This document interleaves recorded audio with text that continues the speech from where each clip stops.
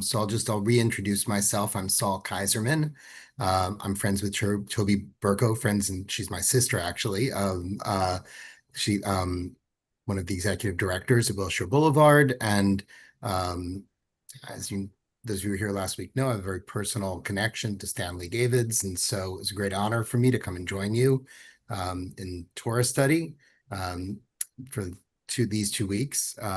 And I walked away from last week's study feeling super energized and excited by the conversation and the level of discourse. I get to be in, as a Jewish educator, I get to be in lots of good conversations, which is very fortunate for me, and I never know what to expect. And this was top level of those conversations of the past several weeks. So I'm very excited for today's conversation. I'm taking a big risk today. I'm going to do a section that troubles me and that I'm not that familiar with. And we'll see if together we can come to something out of it. So I'm going for it, like taking a big risk with all of you. But I feel like I'm ready for that. Why don't we start with the blessing for the Torah reading, and then we're going to dive into this week's text. So please join with me. Baruch atah Adonai Adonai Eloheinu melech haolam asher kiddushanu b'mitzvotav Torah. Amen. Did you happen to get an answer to my question during this week? Is the question about Pidyon Ben? Yes. Yes, so I did actually find out the answer to that question. So the question that came up last week was the Pidyon Ben ceremony, where you redeem the firstborn son from a Kohen for the price of 5 weights of silver shekels. Is that actually incumbent on Kohanim and Levites? It seems from the text of the book of Numbers that we read last week that it should not be. It should be for everyone else. And in fact, that is how it is practiced today. If you are the child of a Kohen or a Levi, you are not obligated to do a Pidyon Haben. You are already working for God as part of your way of existing in the world. And, just one example of how that is that if you're a Kohen, people can come to you for a Pidyon Ben, and you have the authority to redeem a child. And Levites have less of a role from the last that descended in today's society than Kohanim do. Kohens, I don't know if they do this at Wilshire Boulevard. At many congregations, Kohens will lead duchening in the front of the room where they'll bless the congregation. And actually, that blessing is in this week's portion. We'll conclude today by taking a look at that. It's probably a blessing that you're familiar with because we use it in many other contexts. Thank you. For sure. Thank you for the question. And I hope that will inspire a lot of thinking around and questioning. And I'll certainly get back in with everything that I don't know the answers to from this week's section. Okay, so here we are. We're in Parshat Naso, the second of the portions in the book of Numbers, Bamidbar, in the wilderness.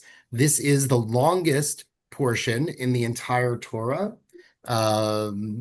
Both if you do it in terms of word count and if you do it in terms of the number of letters in the parsha, longest one.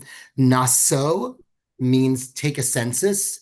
And as you'll remember last week, we were looking at the census's multiple kinds of various roles around the Hebrew people on their travels in the desert, on their way to the promised land. First of men who could be conscripted into the military, age 20 and older, and then other various configurations of Israelites, including those who would be working in the temple. And this week begins by concluding with a census of the Gershonites, a subset of the Levites, ages 30 through 50, and also of the Merarites, another subset. And they are the ones who are going to be responsible for carrying the tent of meeting from one place to another. When at the end of an encampment, after the tent of meeting has been constructed and the Israelites are ready to travel in the desert some more, they're going to pack up the tent of meeting, place where God is going to encounter humans and humans encounter God. They're going to march with the packed up temple. Some of them have responsibility for carrying some pieces of it, some with others. And then when they get to the new place where they'll be camping for the evening, they will unpack it and rebuild the Mishkan in this new place. But that's only the first piece of this week's Torah portion. It then goes on to one of the major concerns of the priestly authors. As I mentioned last time, the first 10 chapters of the book of Numbers, according to source criticism, are attributed to priestly authors, those who were involved with the temple in Jerusalem during certainly the second temple period, possibly the first temple period as well, and the things that were of critical import to them. And this is the question of ritual impurity. And it's going to come up in a few different ways. The first, which if you hear a bar mitzvah or bat mitzvah this Shabbat, is likely to be the one that the kids will talk about, is about people who need to be kept outside of camp because of impurity from disease. It makes sense that this would be what would be discussed at this point because we're talking about what are the instructions for setting up and traveling together with the Mishkan that we began in last week's Torah portion. And we want to make sure that we know what are the right restrictions if somebody has an illness that would render them impure, unable to be in proximity to the temple, what should happen with them. Then it goes on to describe the laws of a woman who's suspected of adultery without a witness. This is an act of impurity. This is referred to as a sota, although the word does not actually appear in the biblical text. That's how it's referred to in the Talmud. And as it so happens, that text that I brought you last week about Nachshon ben Aminadav, who jumped into the Red Sea before anyone else and therefore parted the waters, that story comes from the book of the Talmud on sota. So it's concerned largely with what we're going to be hearing about in this week's Torah portion. I figured that was too good a coincidence to pass up. I had said last week, I don't want to get into what sota is about. It's a little bit weird, kind of mysterious, but here it is in this week's Torah portion, so I figured it would make sense for us to look at it. When my older kid became it was called to the Torah as a bat mitzvah, she then discussed the next piece of this week's Torah portion, which is about the Nazarites. Nazarites are Jews, Israelites who have taken upon themselves an oath. It's not entirely clear from the Torah portion why they're choosing to take on this oath. It may be that taking on these sorts of oaths was commonplace in the ancient Near East. And so these are just instructions of, okay, if you're going to be one of those folks, here's how to do it the Jewish way. But it involves things like not drinking alcohol, not cutting your hair, and observing your oath for some length of time. Famously, Samson, of the story of Samson and Delilah, was a Nazarite, and this week's Haftarah portion focuses on Samson. And then the portion ends, as if we haven't had enough, by listing all of the gifts that the different heads of the tribes brought to the Mishkan, brought to the tabernacle at length. There's a whole chapter's worth of those gifts. And that brings us to the end of this, the longest portion in the Torah. We're going to look at the part that I think people generally gloss over, really skip past because it's very strange and very uncomfortable. And those are the regulations around the sota. I want to ask if anyone has a recollection of having studied this before, or if this is new material. These laws of a woman who's accused of adultery, suspected of adultery. Cindy, you've studied this before? Yeah, I remember the part about she would have to drink something and that would Yes, determine if she absolutely. was guilty or not. Absolutely. Great. We're going to look at that in just a minute. Fantastic. And Marina, did I see you've studied this before as well?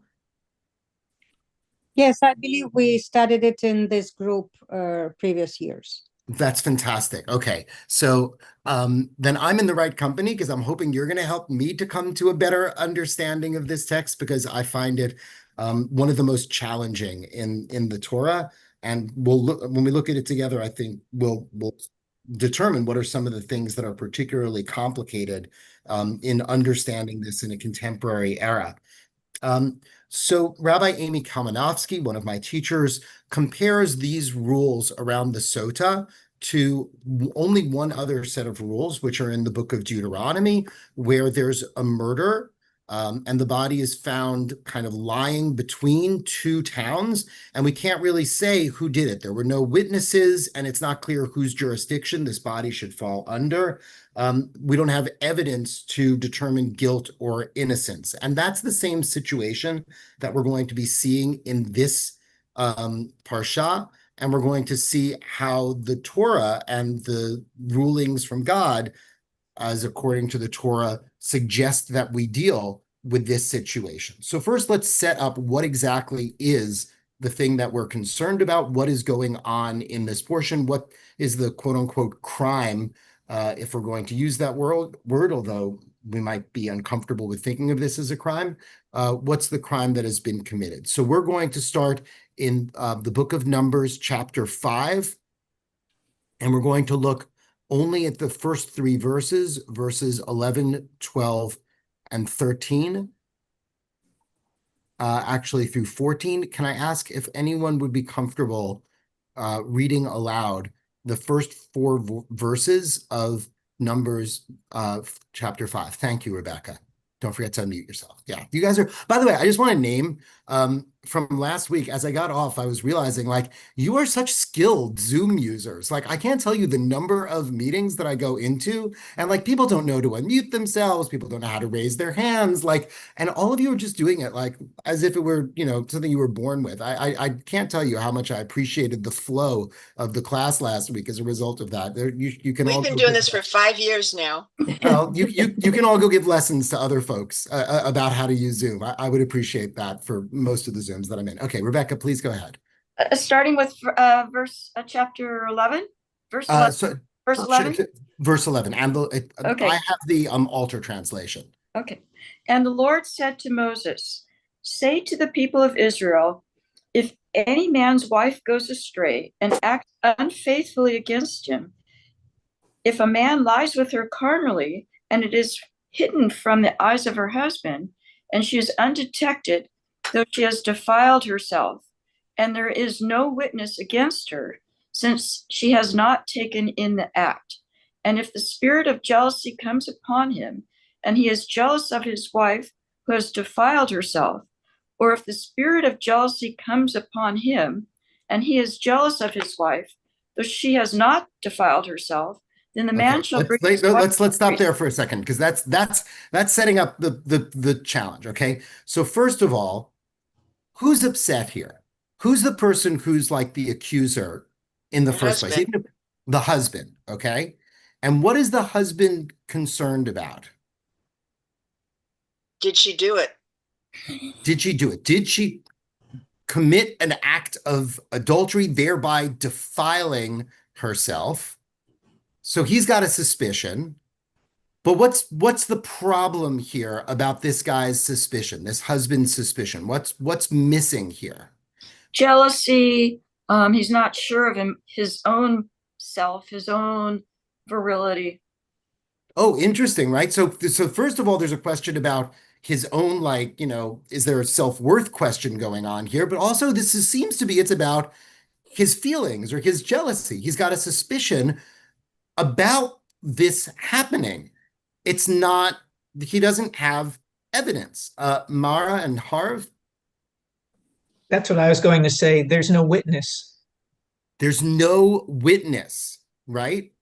We don't Well, have there is a anyone- witness, but he doesn't know who that witness is. Presumably, yes.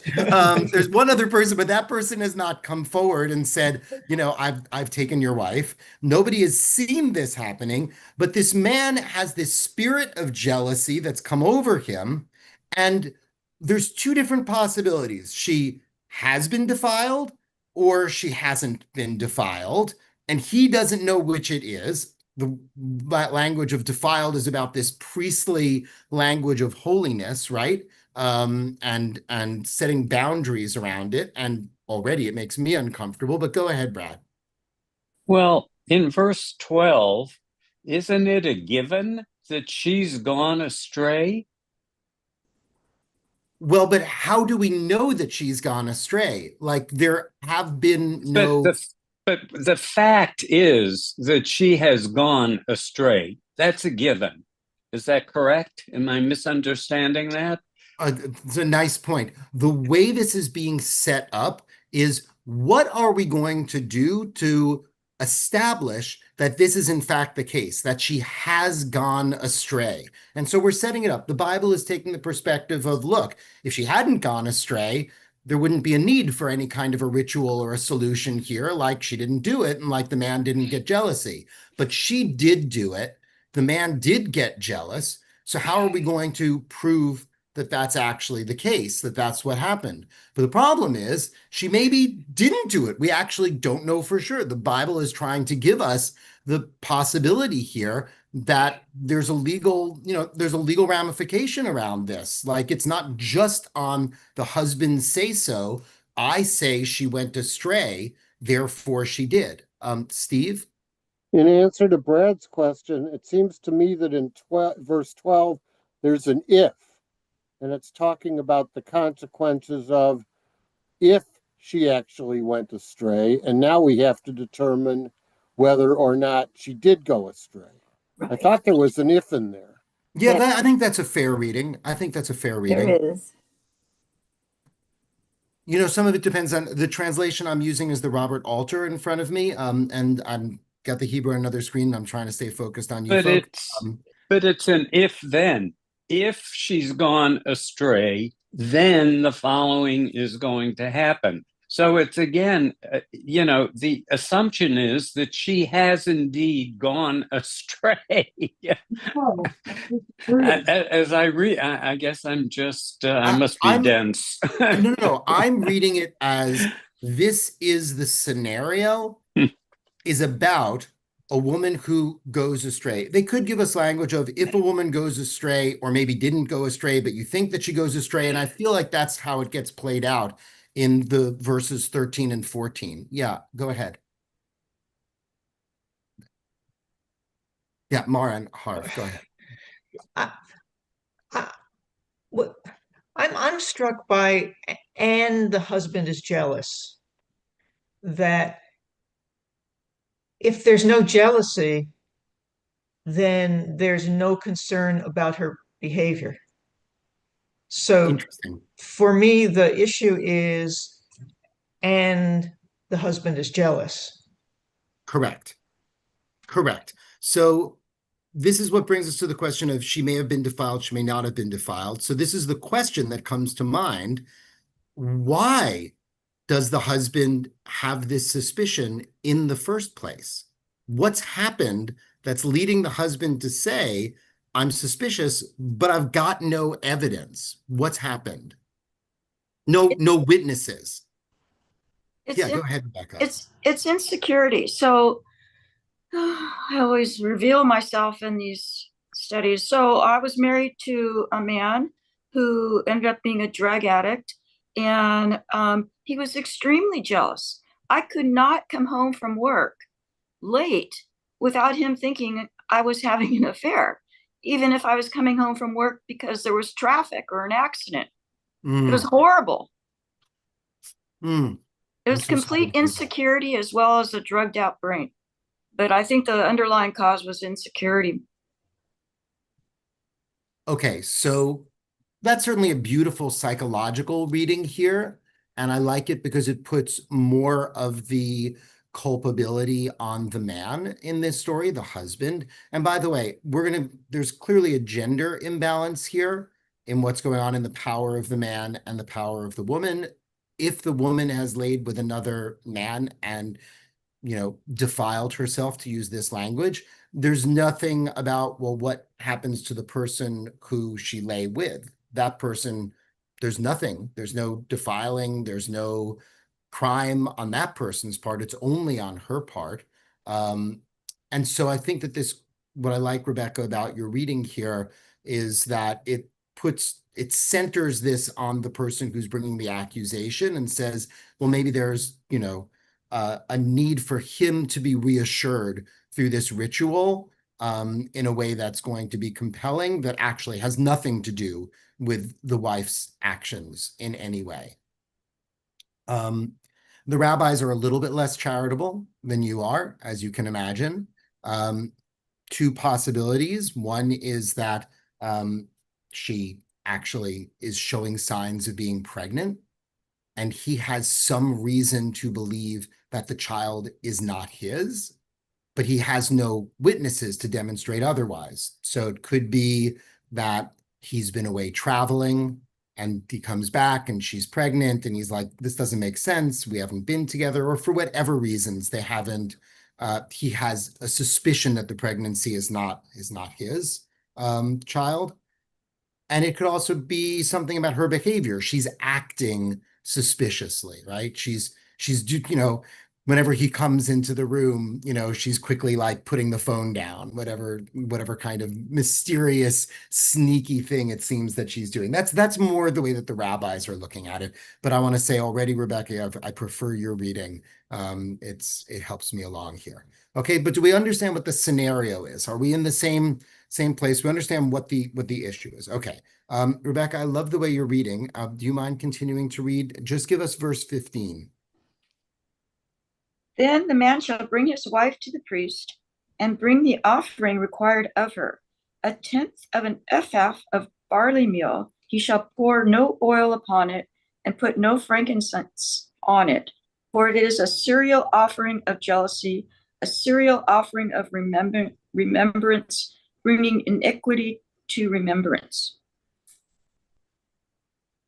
So, few unusual things about this sacrifice. Okay, but first of all, man doesn't bring the wife to a judge or to Moses. This isn't going to be a criminal trial of some kind. It's going to the priest. Why is it going to the priest? Because there's no human judge that could possibly fairly adjudicate in this situation. There's no witnesses, there's no evidence. So the only possibility is to turn to God and say, God, I need the assurance that only you can bring, that this is, that my wife is either guilty or my wife is innocent. So that's why it goes to the priest. There are other cases where the priest gets involved in what we would think of as being the work today of a doctor, but this is unusual in that it's the work that we would think as being the work of a judge. Then the offering itself is an unusual offering. As far as I've been able to find, this offering of a barley meal is not elsewhere among sacrifices in the Torah.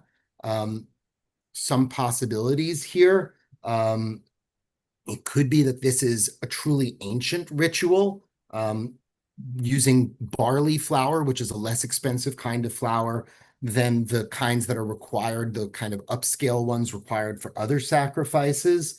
The Mishnah, the oral law, claims that this has to do with barley flour is the kind of, cereal as it's described here is the kind of grain that's served to animals as food, not to humans. And this act is a bestial act of committing adultery. And so we bring forward something that symbolically is resonant of the nature of the act of adultery to the altar. But we don't actually have any clarity in rabbinic tradition that can definitively say this is why this stands out as such a different offering. It's just clear that we treat it differently than the kinds of offerings people bring for redemption, for their sins, for gratitude, and so on.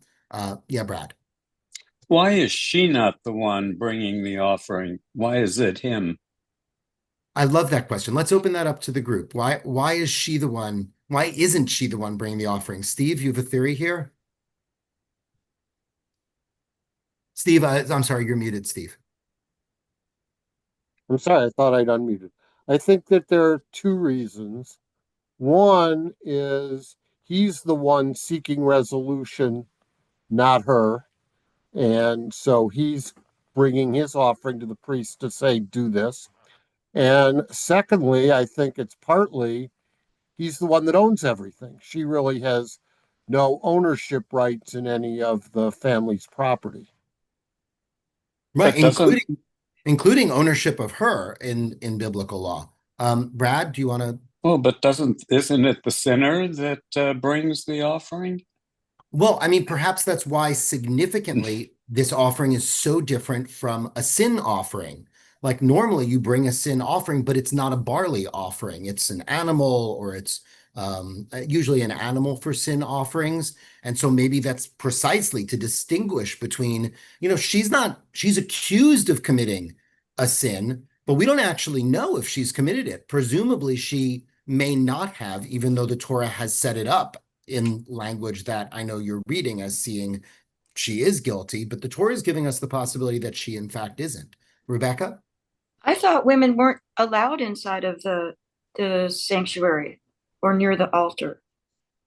Well, that's interesting. No, I believe women are allowed into the sanctuary. Let me check. Because Hannah wasn't, because I'm thinking of the story of Hannah, when Hannah went in and was praying, and it was unusual for a woman to be inside the sanctuary praying. I could be remembering it wrong. Well, it's interesting. I mean, I know that there's the issue of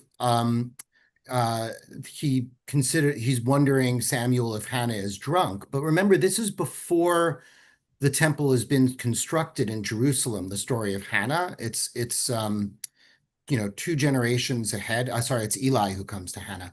It's two generations ahead, 3 generations almost. So I can check on that, whether women are allowed into the sanctuary. But I believe they were, because women were pilgrims just like men were. So I would want to check on that, but I believe women were allowed to pray in the sanctuary.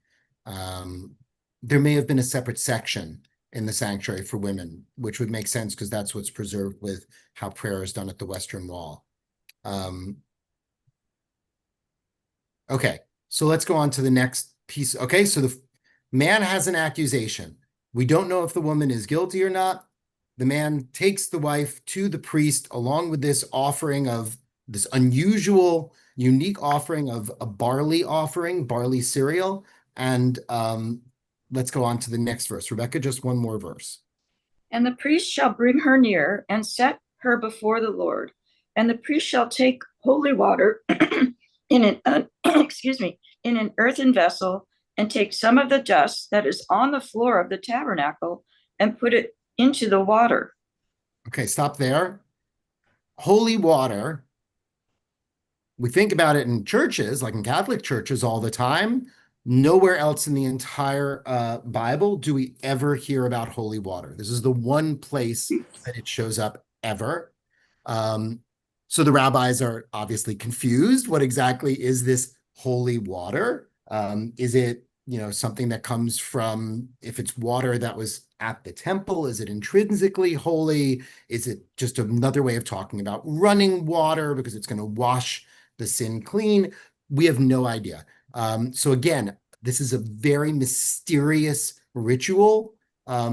Possibly it's because this ritual is so ancient that it predates all of the other kinds of sacrificial and religious activities that took place at the temple and took place at the altar. And so it's preserving all of these ancient, perhaps pagan customs that we don't see anywhere else in the Bible, because they aren't preserving those kinds of ancient, super ancient, prehistoric customs. The other piece of it, and this is, Cindy, I believe you were the one who mentioned this before, is we're going to now take some dirt and we're going to mix it together with the water from the floor of the sanctuary. Again, maybe it's because, this was a dirty act of what happened. And then, Rebecca, keep taking us forward, please. And the priest shall set the woman before the Lord and unbind the hair of the woman's head and place her hands in the cereal offering of remembrance, which is the cereal offering of jealousy. And in his hand, the priest shall have the water of bitterness that brings the curse. Okay, stop for 1 second. Okay. So first of all, the unbinding of her hair, that's a humiliating action. So whether the woman was innocent or guilty already. Like, this isn't like the most feminist of texts that we're looking at. Whichever the status is of the woman, she's got to go through this humiliating ordeal. And there's going to be a curse. And we're going to go through these next pieces a little bit faster because it's a little bit repetitive. But this is going to tell us what is going to happen depending on whether after the woman drinks this mixture, what might happen, depending on whether she has indeed been unfaithful or has not. Rebecca, if you don't mind reading, unless somebody else feels like reading, I'm happy for Rebecca to continue. Okay, Then the Rebecca, priest shall make her take an oath, saying, if no man has lain with you, and you have not turned aside to uncleanness while you are under your husband's authority, be free from this water of bitterness that brings the curse. But if you have gone astray, though you are under your husband's authority, and if you have defiled yourself, and some man other than your husband has lain with you, then let the priest make the woman take the oath of the curse and say to the woman, the Lord make you in creation of an oath among your people. When the Lord makes your thigh fall away and your body swell, may this water that brings the curse pass into your bowels and make your body swell and your thigh fall away. And the woman shall say, Amen, Amen. Okay, so stop there for a second. So the priest is now putting like a hex on this action. If you have done this thing, it's going to show up physically in your body. Your thigh is going to sag. Your belly is going to swell. If you haven't, then nothing will happen. And the rabbis say, well, but over how long? Like, how long are we going to wait until we find out? It must be that it happens immediately, because it wouldn't make sense. Like, if you're going to wait like 3 weeks or 4 weeks, like, who could happen? You know, how would that make sense? Well, let's keep reading, and I'll give you a theory about what this is about. Go ahead. Then the priest shall write these curses in a book and wash them off into the water of bitterness. And he shall make the woman drink the water of bitterness that brings the curse. And the water that brings the curse shall enter into her and cause bitter pain. And the priest shall take the cereal offering of jealousy out of the woman's hand, and shall wave the cereal offering before the Lord and bring it to the altar. And the priest shall take a handful of cereal offering as its memorial portion and burn it upon the altar, and afterwards shall make the woman drink the water. And when he has made her drink the water, then, if she has defiled herself and has acted unfaithfully against her husband, the water that brings the curse shall enter into her and cause bitter pain, and her body shall swell, and her thigh shall fall away, and the woman shall become execration among her people.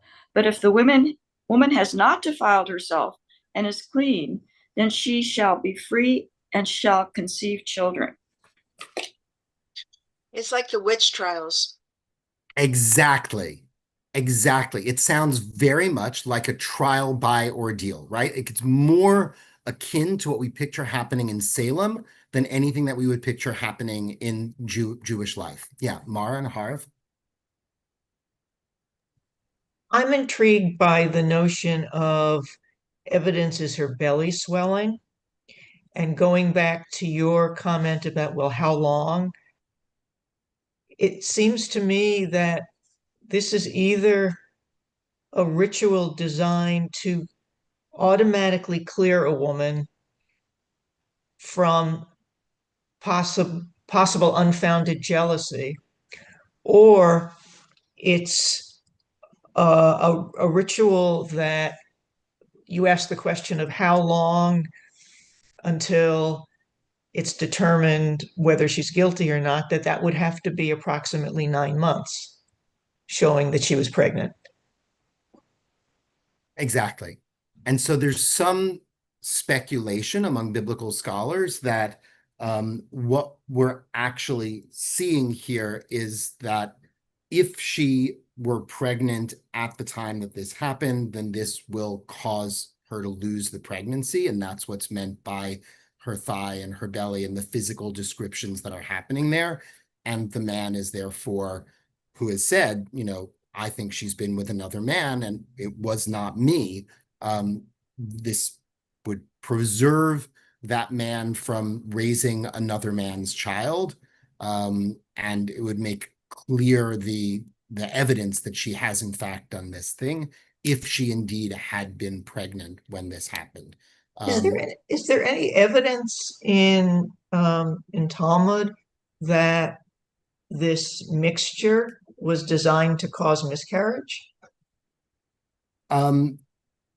There is some discussion in Sota as to whether that is what this is about. But what I'm seeing is less from the Talmud and more from biblical scholarship looking back at this in context of other rituals that are done in the ancient Near East, scholars like Jacob Milgram, who are trying to understand more from a historical perspective what might have been the intention of this activity. I don't actually have certainty that that's the way that rabbis in the Talmud talked about it. Yeah, Brad? Could you spend a minute on verse 23, where the curses are put down in writing and then rubbed off into the water of bitterness? So it's very evocative. It sounds very performative. The performative nature of language. It seems very out of context with the rest of what we're reading here in terms of its metaphoric value. How do you see it as being out of context? Well, the rest of it seems very corporeal. And this is more, it seems to be more metaphoric, where we talk about putting curses down in writing and then rubbing the writing off into the water of bitterness, is my translation here. It's very evocative, and like I say, very performative.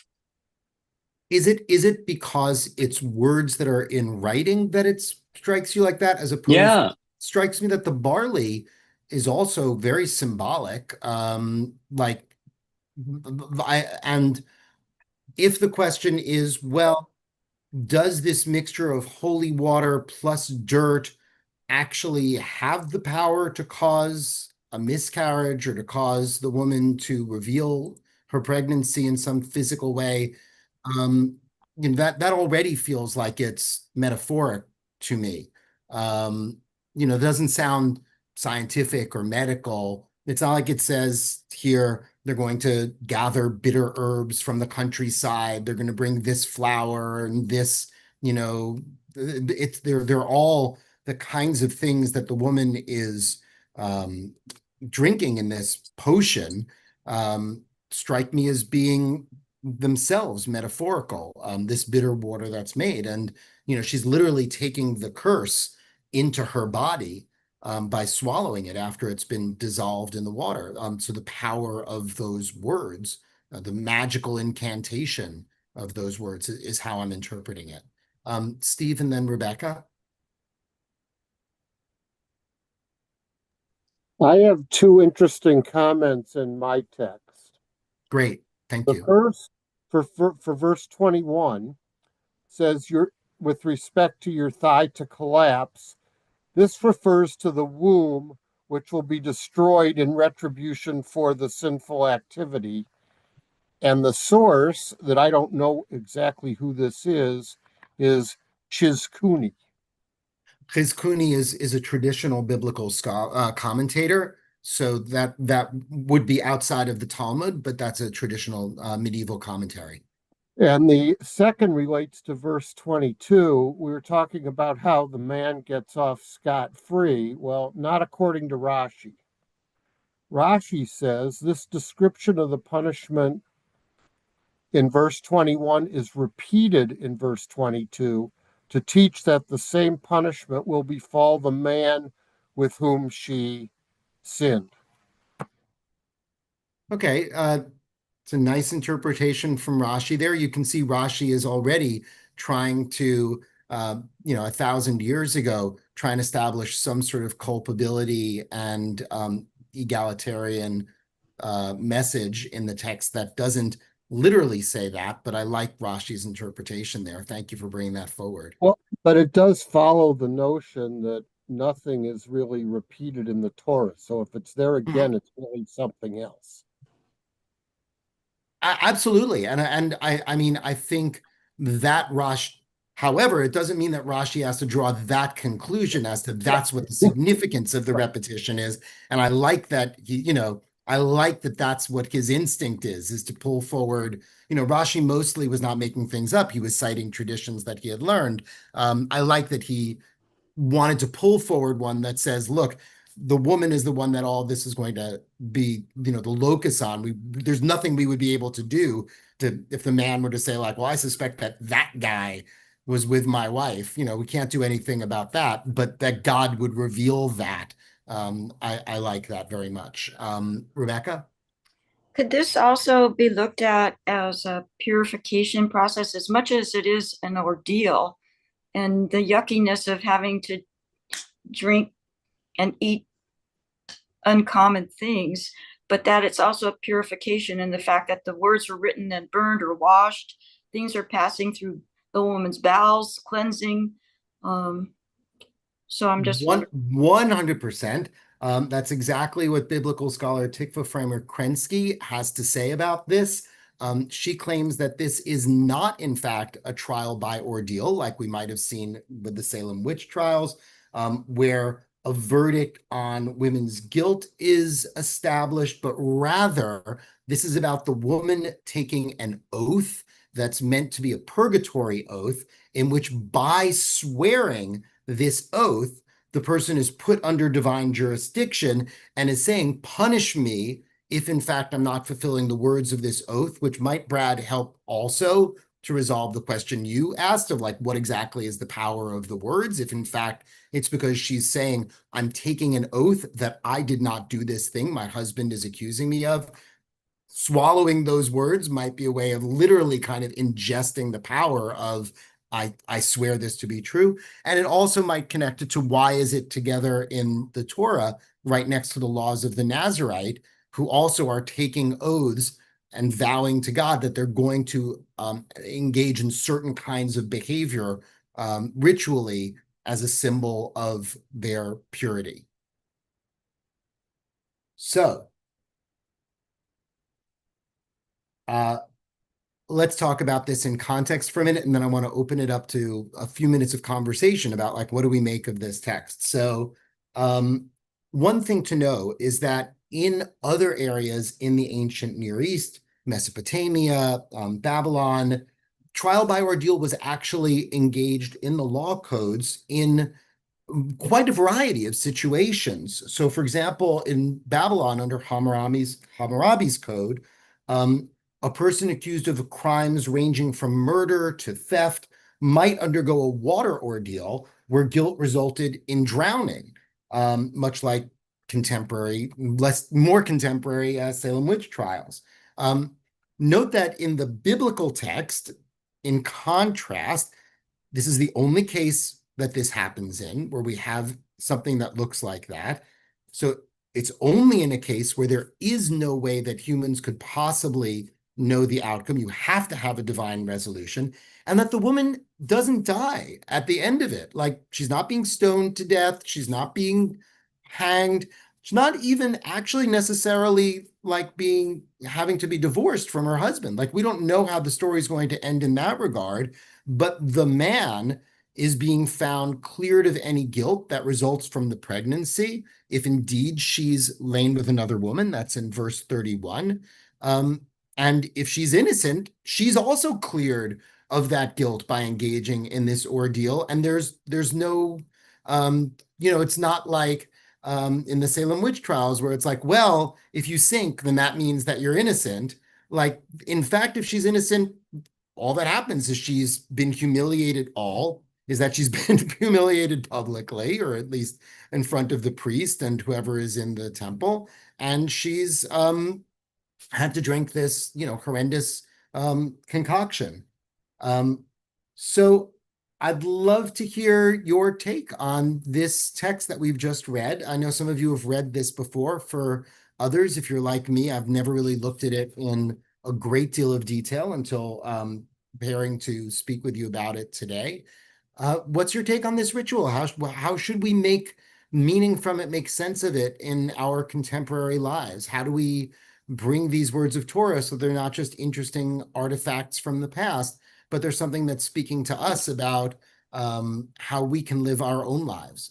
Brad, do you want to jump in? Well, but that's a wonderful question. I wasn't going to respond to it, though. All right, so give me your thoughts, and then keep that question in mind. It's a great question. My question had to do with the role of magic in this story, where we read about the spell binding water and then swallowing the words, the writing rubbing off into the water. There seems to be some magical realism going on here, to use a contemporary literary form. And I'm wondering, we Jews don't believe in magic, right? So what's magic doing here in the Torah?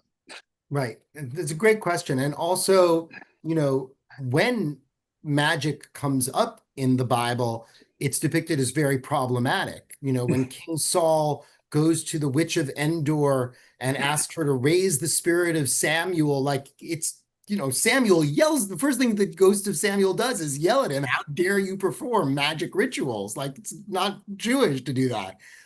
So you're definitely right. There's something very unusual, and that's why I might say archaic about this text. And it seems surprising that we would have so much that really looks like humans engaging in some sort of magic craft in order to get an answer from God, divining things. Clearly, there are other things. There's the Urim and Thummim that the priest uses in order to give oracles. So there are other cases of humans using some kind of implements in order to understand God's will. But I agree with you, Brad. This is unusual. Rebecca, go ahead. I'm focusing on one word, which is its memorial proportion. There's a piece of this story that's asking us to remember, not forget. Is that what that means? Which verse? The offering is in verse 26. And the priest shall take a handful of the cereal offering as its memorial proportion, or memorial portion, I should say. Memorial. Yeah, the Hebrew is et azkarata, which, that's a fair translation. This translation I have says as a token part of it, of the offering. Versus something to remember it by. Yeah. So how do you interpret that it's a memorial? Well, that's why I'm bringing it up. I guess my interpretation is to not forget, to remember that this has occurred and that a sacrifice has been made, whether it be right or wrong, that this is something to remember, and not to forget that relationships between men and women are not always equal. I love that. And let me add to that, like kind of relating it back to the story that you brought up earlier. If she's found innocent, like there's something that's worthy of remembering here. It's not just like everybody walks away. Like there's still, hey, there was that time that like you accused me and I was humiliated. Like that there's something that lives on in that shouldn't just be swept away as if it doesn't matter.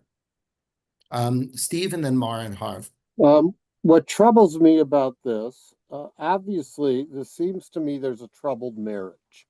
Why else would a husband who just has these thoughts put his wife through some public humiliation? And right or wrong, he's telling the community, I don't trust my wife. And however it comes out, I don't even see how that helps him. The whole thing there is peculiar. I just don't understand why someone would invoke this if he had any regard for his wife at all. So interestingly, the Talmud claims that this ritual was never actually performed, that this never actually happened. And perhaps it's exactly because of that. Like, what does the man have to gain in this regard? Like, let's say he's successful, he's proven that his wife has committed adultery. Is that a good resolution? Let's say that he's unsuccessful and he's now humiliated her publicly and she comes back home to him. Is that a good resolution? So the Talmud, one of the things it suggests is that this was never actually performed because, according to the Tanaim, it is, quote, not appropriate to degrade Israelite daughters in manners of this nature. Okay, Mara and Harv. Okay.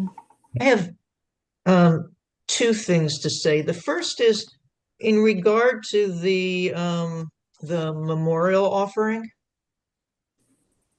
My text refers back to Leviticus chapter 2, verse 2, that says, and he shall bring it to Aaron's sons, the priests, and he shall take there out his handful of the fine flour hereof, and of the oil thereof, together with all the frankincense thereof, and the priest shall make the memorial part thereof smoke upon the altar, an offering made by fire of a sweet savor unto the Lord. So that's just one comment. The other comment is broader, that this portion suggests to me that we're not told that the man and the wife, the man and the woman, excuse me, discussed this in any way. And so it seems, certainly in these times, that we can look at this portion and say the importance of discussion, of trying to understand each other, to understand what the inference of something we see might be, what the facts actually are, is one of the lessons of this Torah portion.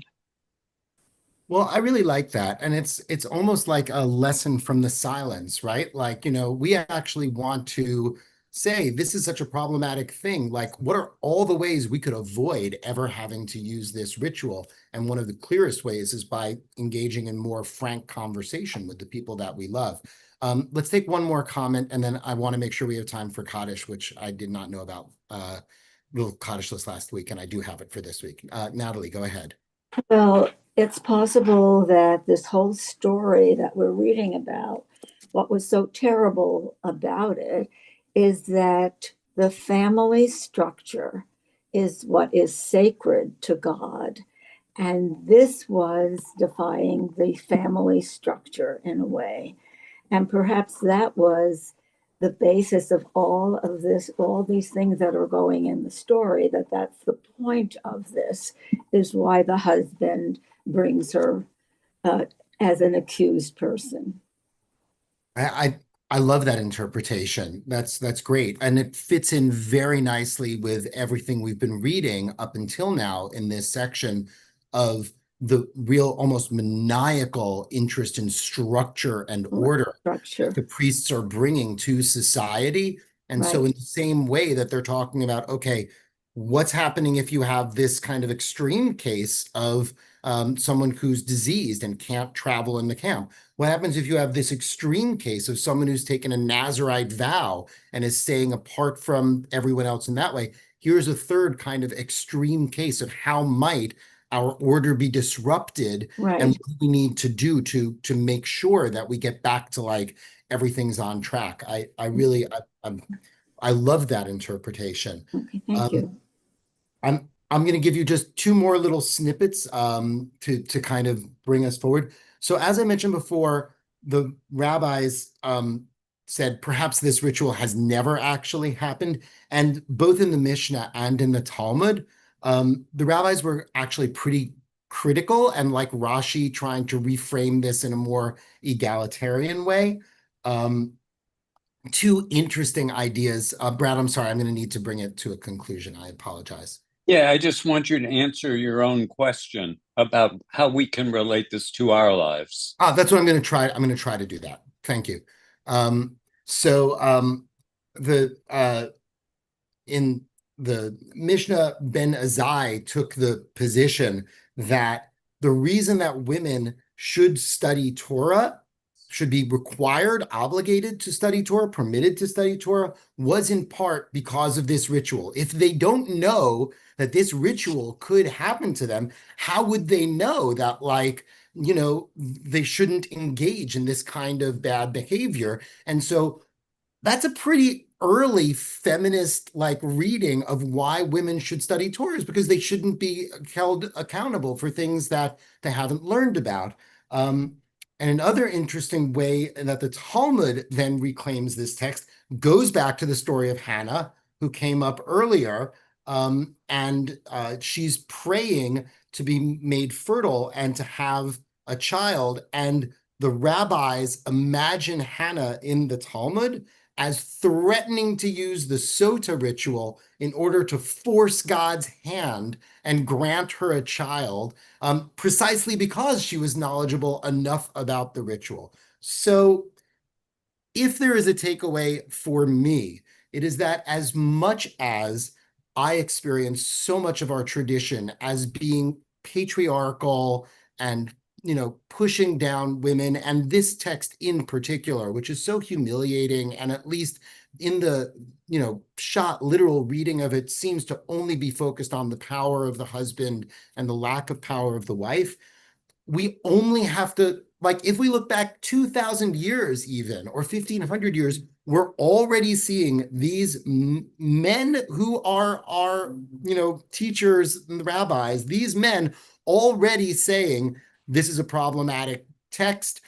I want to understand this text in a way that makes it more egalitarian and gives more power to women.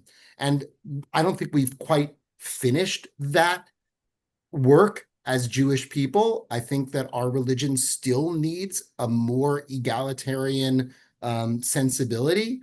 But as I'm sitting here in this group with all of you and seeing the diversity of representation that's present here, it's clear to me that we have made important strides towards that kind of equality and that kind of egalitarianism. We're not done by any means, but I'm glad to be a part of that journey, and I'm glad that I can trace that journey back to generations way before our own, and not to say this is some new thing that in the 20th or 21st century was the first time that we realized that this was a need. Brad, how was that as a conclusion? That I satisfying? appreciate that. Thank you. Okay, I have here a list of yard sites, which I'm going to read, and then I'm going to invite you to rise, if that's your practice, to join me in saying the mourner's Kaddish during this past month. And I apologize for any names that I'm not reading effectively. Vasilis Adamidis, Sylvia Cooper, and Jamie, also known as James Krug. Sandra Isley, these are yard sites from the past week, are Sandra Isley, Dale Eichhoff, Albert Altman, Lillian Baker, Judith Bank, Max Block, Louis Bloomfield, Susan Blum, Kenneth Brookman, Jacob Brown, Cheryl Chedda, Sadie Crystal, Misha Dane, Charles Daum, Mary Edelstein, Bessie Enton, Gloria Farkas, Burton Fain, Harry Feldman, Pearl Feller, Sarah Fields, Marcia Finkel, Jerry Fishman, Marlene Friedman, Jennifer Friedman Chalk, Dorothy Gerstein, Lena Gilbert, Kimberly Glover, Jay Goldberg, Sadie Golan, Solly Gordon, Sheila Green, it might be Shayla Green, Joanne Greenwald, Louis Hausman, Eleanor Heilbrun, Sidney Hoffman, Rose Katzen-Horn, Bruce Hubbard, Mary Janel, Rose Jaffe, Eddie Katz, Helen Klein, Yora Landa, Norton Lansing, Brett Lawrence, Robert Leff, Elaine Rosenkrantz Lieberman, Dvora Livni, Ann Lubin, Sid Mandel, Joy Schechtman Mankoff, Evelyn Sachs Morgan, Seal Ostro, Joan Pansky, Richard Popkin, Robert Rain, Helen Roseman, Nathan Rosenthal, Iris Trebax Rower, Thomas Sarnoff, Al Savad, Victor Schiller, Frank Schiller, Gustav Schiller, Lily Schiller, Betty Schwartz, Samuel Shapiro, Lloyd Shapoff, Elsa Sheridan, Nancy Siegel, Barbara Siegelman, Francis Silver, Harry Silver, Cynthia Silverstein, Ruth Spielberg, Charles H. Stern, Stanley Tashman, Jerry Wendy Turtle, Jack Waldo, Lou Wasserman, Alex Weisskopf, Joseph David Weissman, Arlene Weider, Susan Wolf, Hortense Wolf, and Dorothy Zinberg. I invite you, if you have any name that you'd wish to add to this list, to do so now. And then we add to the names of all those who have died defending the state of Israel and our people, and those who have no one to say Kaddish for them. We come together as a community to join together in the mourners Kaddish. Yeah. Yitgadal Shemei Rabbah. V'amad divrah v'rutei v'yamlich malchutei v'chayachon v'yachon v'chayei v'chol beit Yisrael v'agala v'zman kariv v'imru amen. Yehi Shemei Rabbah v'rach v'alam l'amei amaya. Yitbarach v'yishtabach v'yitar v'yitramam v'yitaseh. V'yithadar v'yitalev v'yithalal shmei d'shah v'richu. Le'ela min kol birchata v'shirata tushbachata v'nechamata ka'amiran v'yama v'yiru amen. Yehi shmama rabba min shemaya v'chayim aleinu v'yachol Yisrael v'imru amen. Oseh shalom v'yarav ya'aseh shalom Aleinu Israel, Kol Yoshvei Tevel, V'imru, Amen. So thank you. May God grant peace and consolation to all of you who are in mourning. I want to just close this study, if you're here still, by verses that come from this book of Numbers. These are perhaps the oldest words in the entire Torah are in this week's Torah portion. And they're the blessing that is traditionally said by the priests over the congregation, but also is said by parents on Shabbat evening to their children. And we say them as we're falling asleep at night as part of the bedtime Shema. And I want to wish this blessing for all of you who are here as well.